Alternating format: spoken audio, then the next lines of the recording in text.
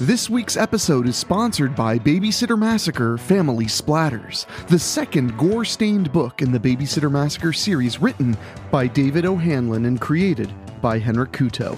Babysitting can be murder. Darren didn't realize what she was getting into when she agreed to watch little Iris for 3 days. When Iris's grandfather, Red, escapes from death row and comes looking for the child, Darren will have to confront her own dark past to find the strength to keep them both alive. Red will cut down every babysitter and child in the city to make sure he gets to his long-lost kin. Blood is thicker than water, and it's everywhere. Get your very own copy of Babysitter Massacre Family Splatters on paperback or ebook at Amazon.com. Don't be afraid. They're just your family. What's that? You want to be scared? Come with me.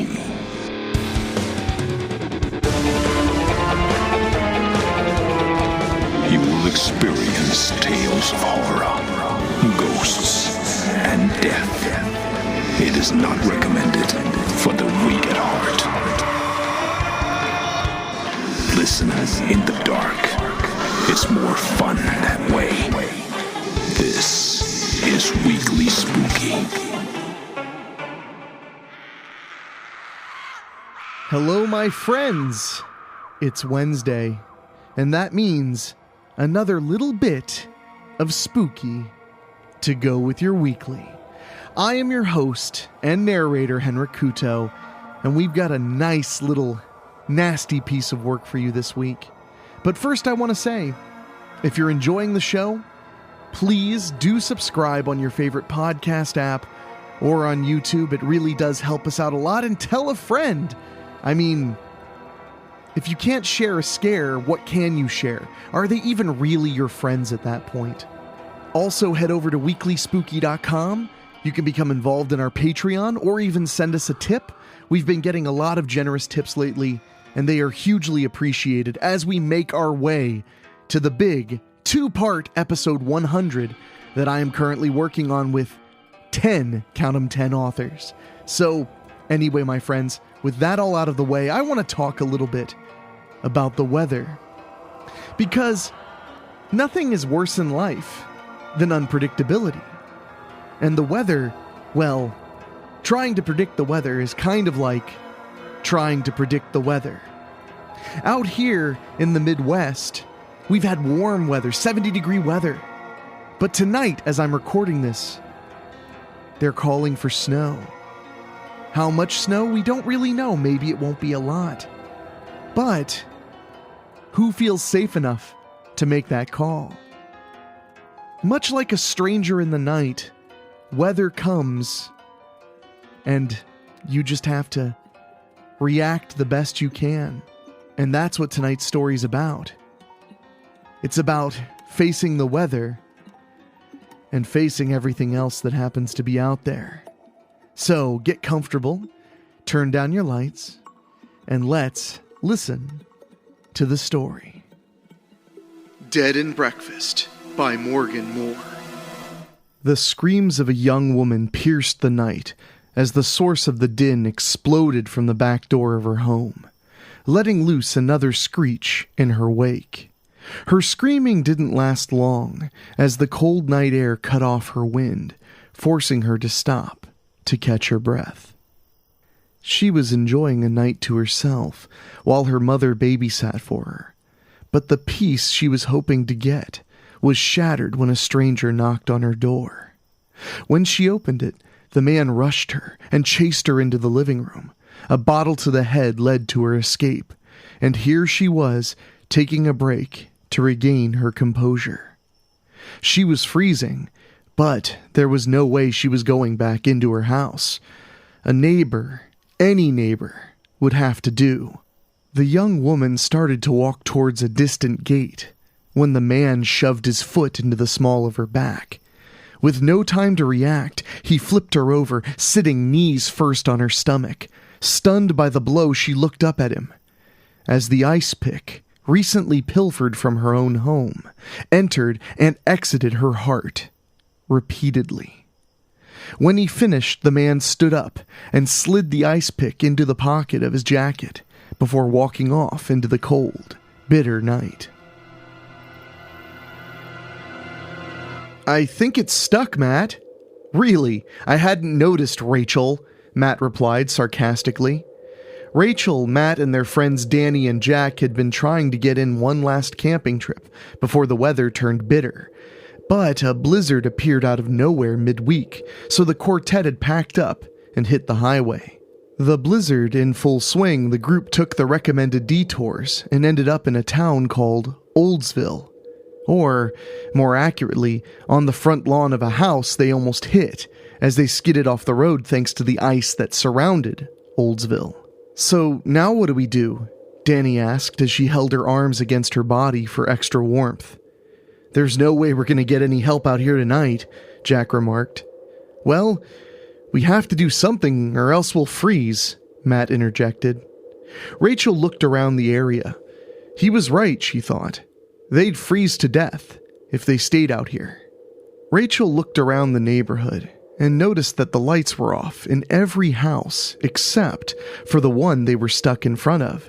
"Hey guys, it looks like the people who live here might still be up. Why don't we try asking them for help?" she suggested to her friends. The other three looked at each other and shrugged. "I'm game, as long as they have heat," Danny said. "And a warm bed to go with it," Jack added, grabbing Danny by the waist and bringing her into a kiss. "Don't get too lovey-dovey, you might get stuck together and not in the fun way," Matt said as he hauled out everybody's bags from the car. The four trudged up to the house and banged on the door all at once. Almost immediately, the door swung open. A middle-aged woman stood between them and the interior. "Yes?" she asked, slightly annoyed. "Hi, we're sorry to bother you, but we slid off the road and, into your yard?" Matt started gesturing to the car. "And anyways, it's stuck now. Is there any way you could let us spend the night?" He finished before giving the woman a warm smile, the others following suit. The woman looked at the group and shrugged a bit. "Well, I guess we'd be a really terrible bed and breakfast if I didn't let you sleep here. Come on in." She ushered them inside. "A bed and breakfast?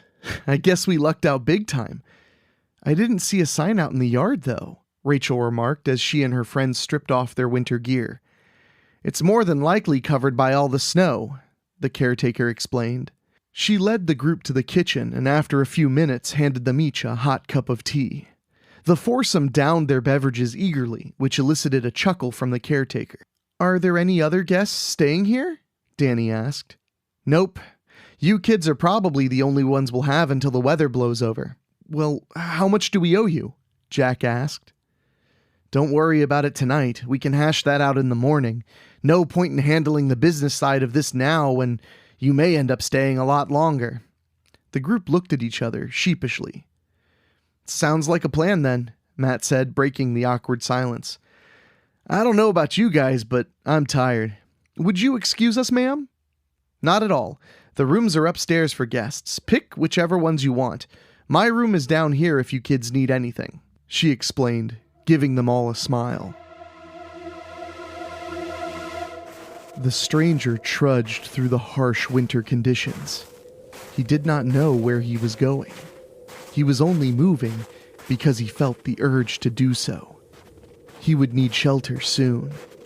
As if reading his mind, the snow let up some, the lights of the nearby house beckoning him.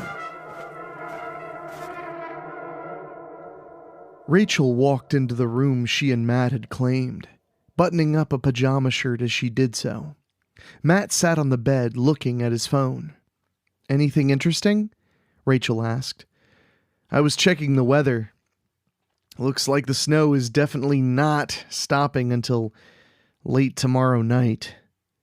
"I guess that means we will be staying here for a bit," Rachel said, blowing a strand of hair from her face. "Looks like it," Matt said sternly. The stranger pried open the back door of the dwelling and slipped inside. Finding himself in a kitchen, he sat down at a table and pulled off his coat. He removed an ice pick from his pocket, laid it upon the table, and sighed at the sight of the instrument before him. Danny collapsed onto Jack and smiled before rolling off of him. The two lovers lied next to each other, sweat covering them. "I'm gonna take a shower while there's still some hot water," Danny said, exiting the room. Jack dozed off seconds later, only to come to in pitch blackness. He stumbled to his feet in search of his phone and the light it would provide. The stranger rushed at Jack and pinned him against the wall. Jack's assailant slid a gloved hand over his victim's mouth, tightly. The blows came fast, tearing his flesh savagely, again and again. The stranger let Jack's body collapse to the floor before heading to the bathroom and the sound of running water. Matt and Rachel rushed into the bathroom as Danny's screams rang out repeatedly.